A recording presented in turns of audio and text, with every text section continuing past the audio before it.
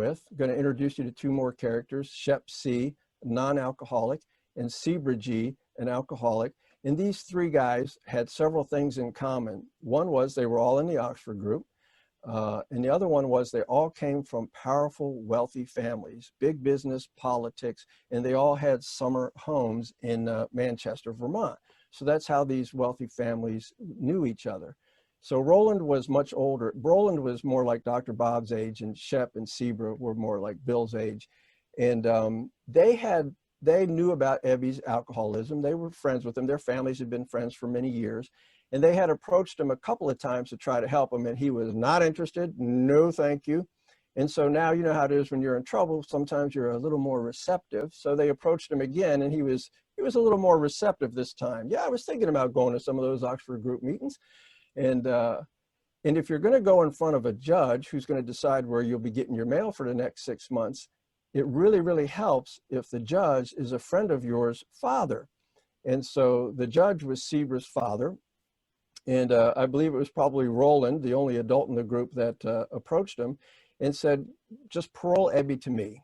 I'll take responsibility for Ebby. And the judge went for it. He said, fine, but please don't stay in Vermont. And they stayed there for a little bit, but they got him out of there. And they wind up in New York City. And he stayed with Roland for a bit, and he stayed with some other people for a bit. But then Ebby wound up at a place called the Calvary Mission. It was a mission that was started by the Calvary Church in Manhattan.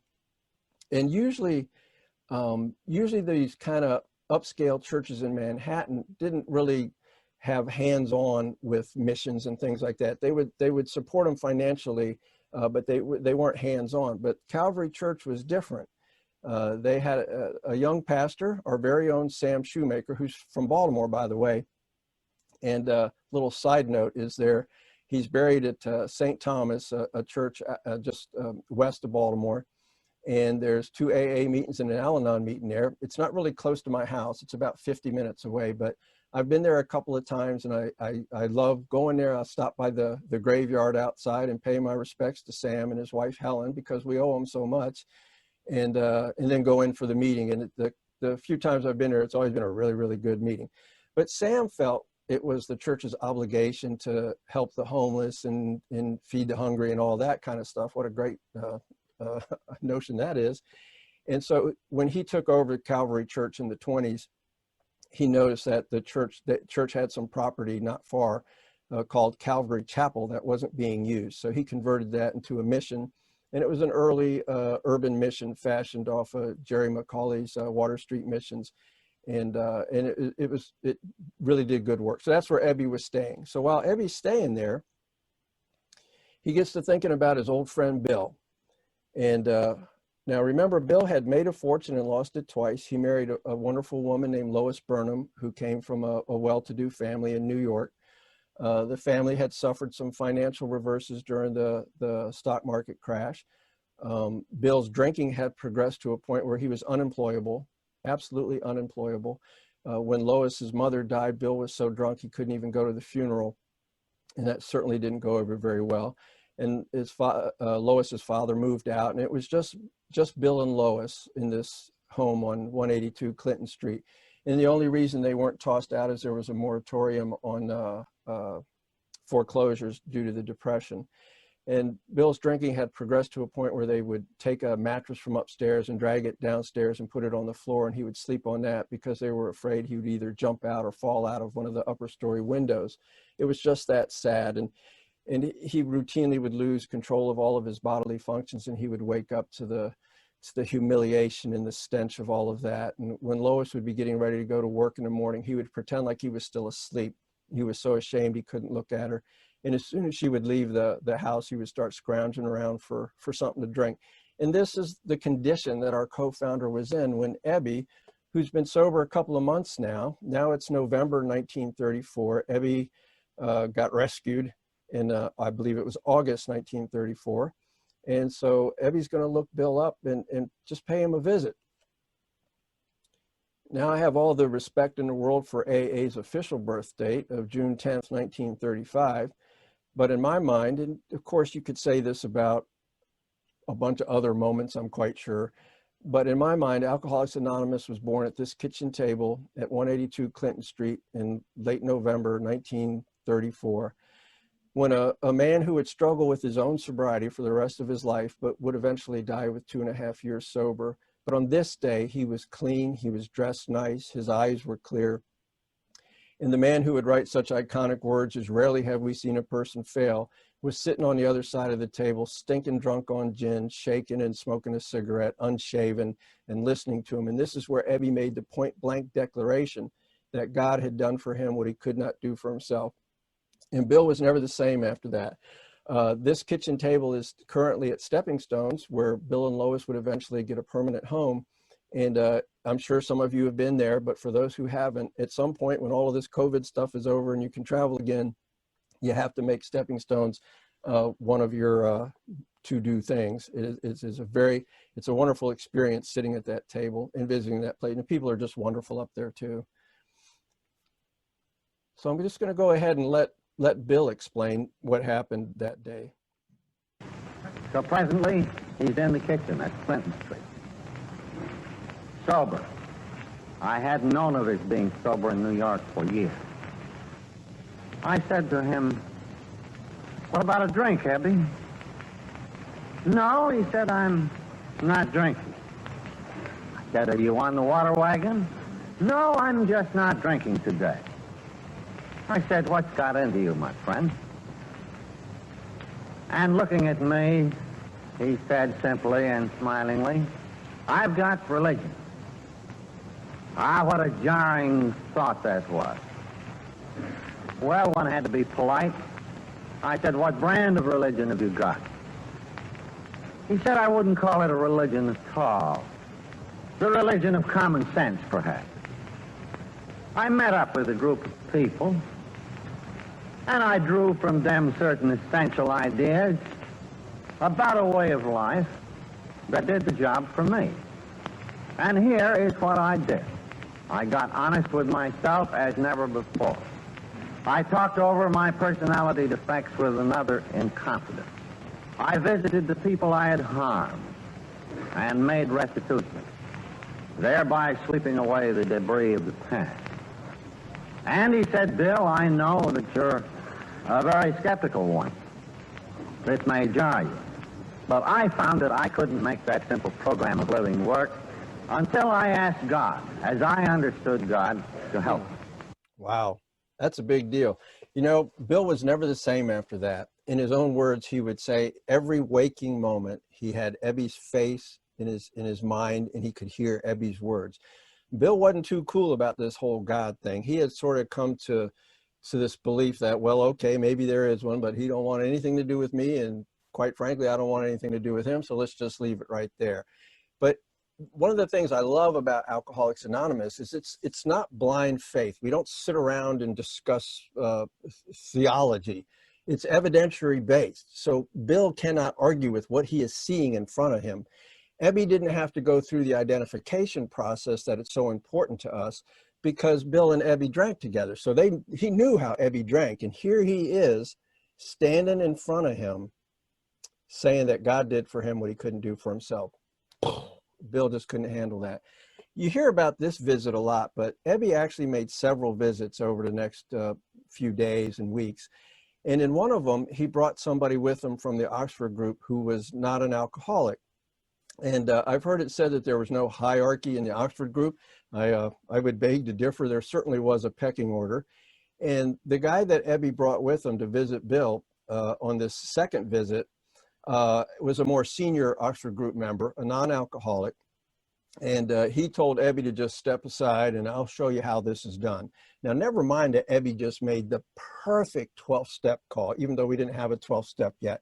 It was as if he studied working with others, even though its author was stinking drunk on gin. It was the perfect 12-step call. No evangelizing, no yelling, no holier than thou, none of that stuff.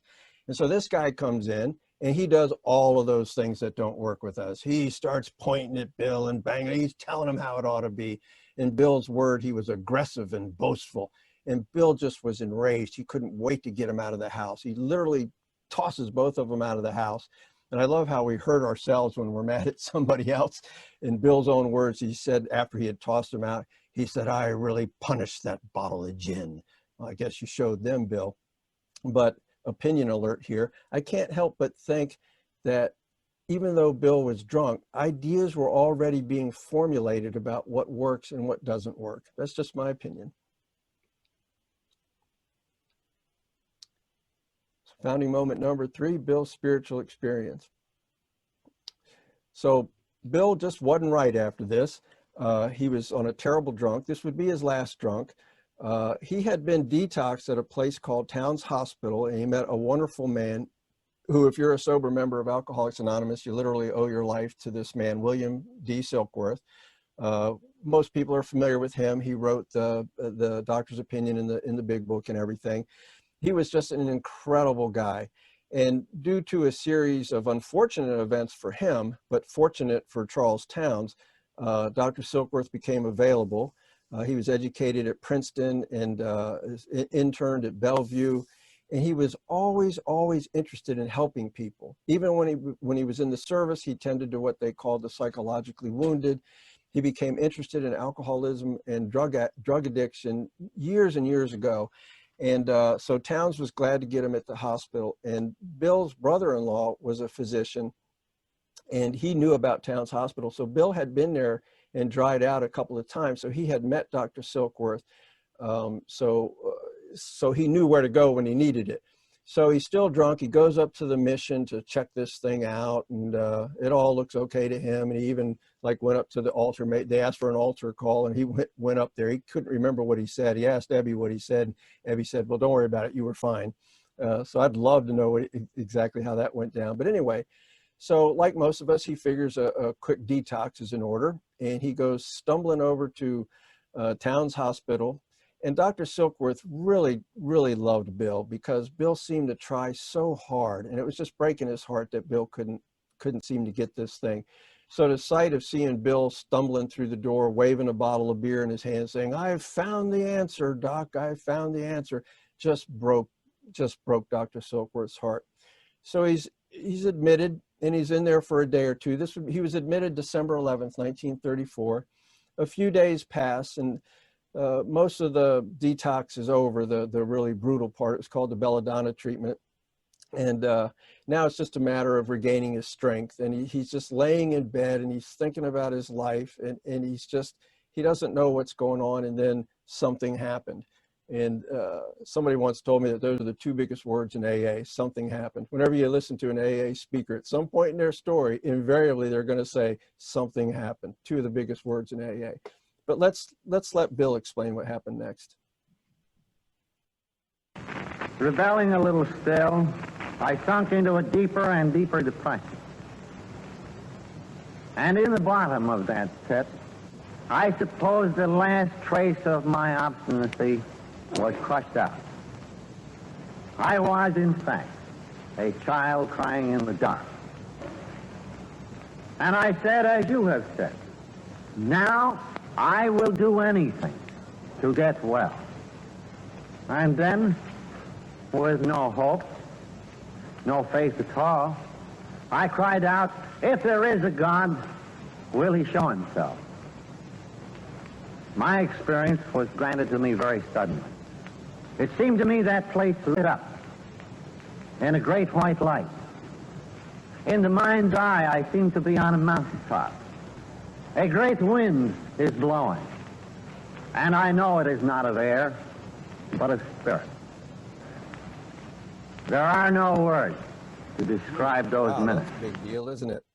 Remember the Brattleboro Asylum I talked about earlier? When Bill was a child, he and his father were doing some business in Brattleboro, and they walked by the asylum, and Bill saw something that just horrified him. He's just a little kid, and he peeks through the iron gates, and he sees all these patients wandering around the yard, just babbling to themselves, bumping into each other.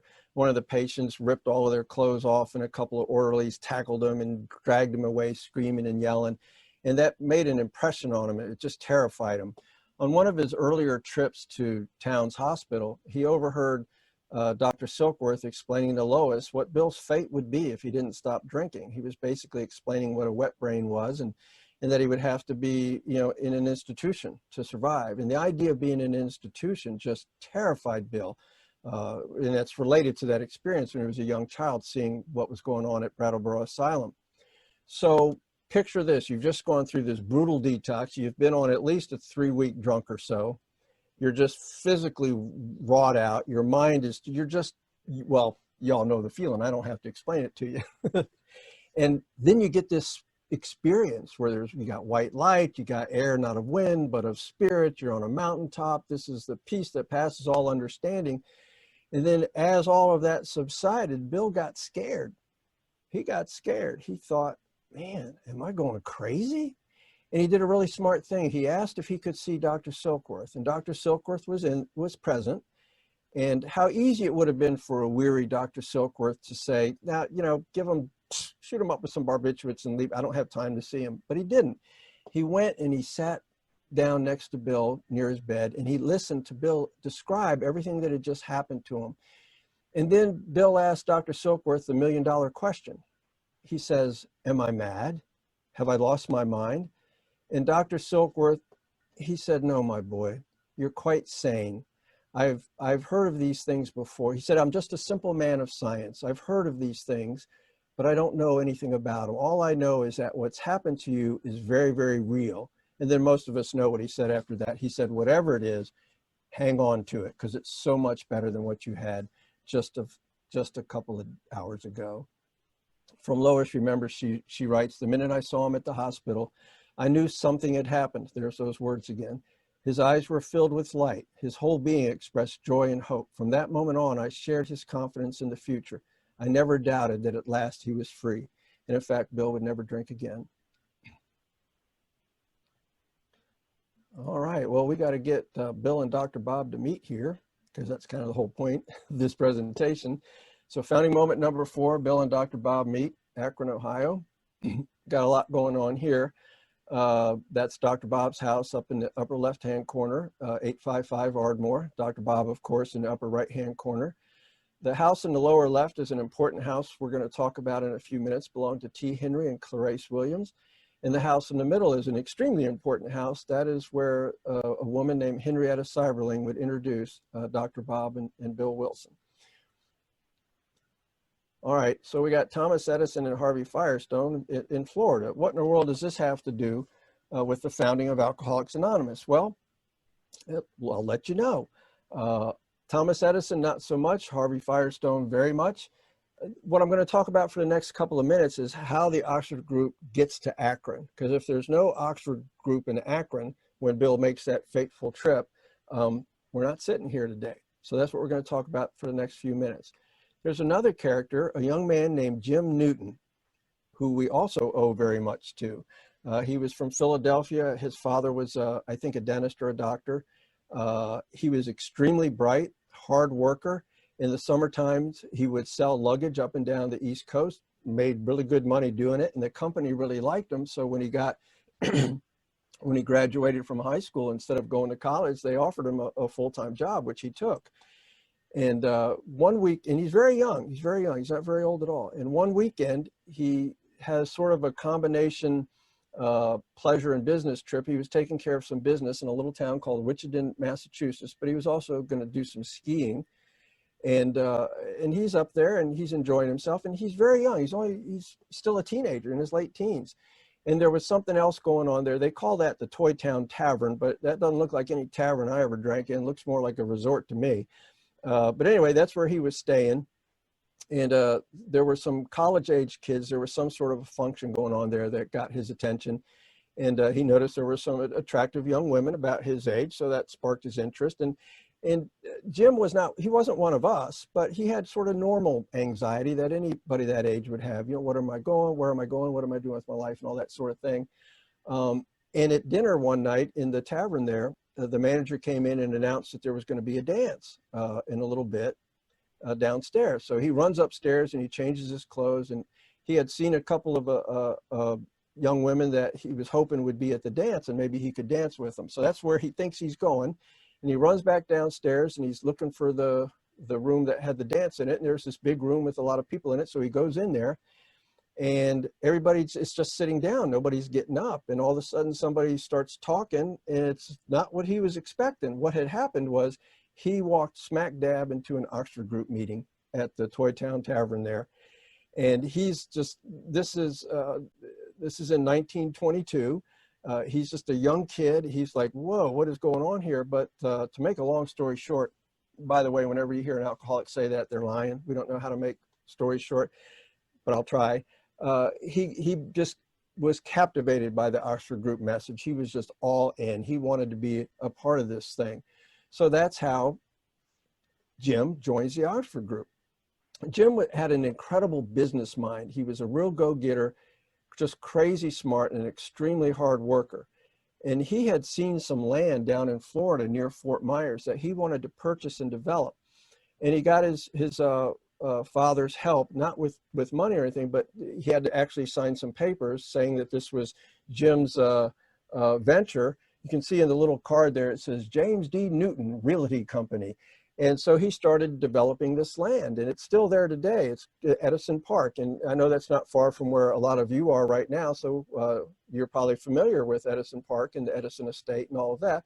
Well, Jim Newton's your guy. He's the guy that developed that land. And you see that statue behind the three of them. That's Mr. and Mrs. Edison and Jim at the opening day of the development. Well, Mrs. Edison had a problem with that statue. There was something about it that she didn't like. And so she demanded to see the man who was in charge of this development, because this was right across the street from the Edison's home. And so Jim shows up and she says, no, I want to see the man who is in charge. And he says, well, I am the man in charge. She says, no, you can't be, you're too young. So they have a little back and forth. Finally, he convinces her, I am, Newton Realty. This is my business. What is the problem? And so they worked it out, whatever it was with the statue. It's a silly story, but they worked it out. It's no big deal. But what happened was he became just endeared to the Edisons. They just loved him. And when the land bust sort of happened in Florida and things slowed down, Mr. Edison actually hired Jim for some jobs, and he just did a fantastic job, just a great job.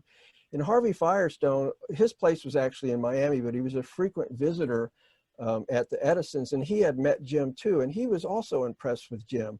And one day out in front in the driveway, Jim was leaving and Firestone was coming in. They had a conversation, and unbeknownst to Jim, he was actually being interviewed. Firestone asked him how he was doing with the land slowdown, and Jim was trading lots for some equipment and material so he could keep building. Just a smart guy. He knew how to survive. A couple of weeks later, he gets a letter from Mr. Firestone with an application in it, and he asked Jim if he would consider to come work for him. And Jim thought about it, and the money was probably going to be steady and look pretty good.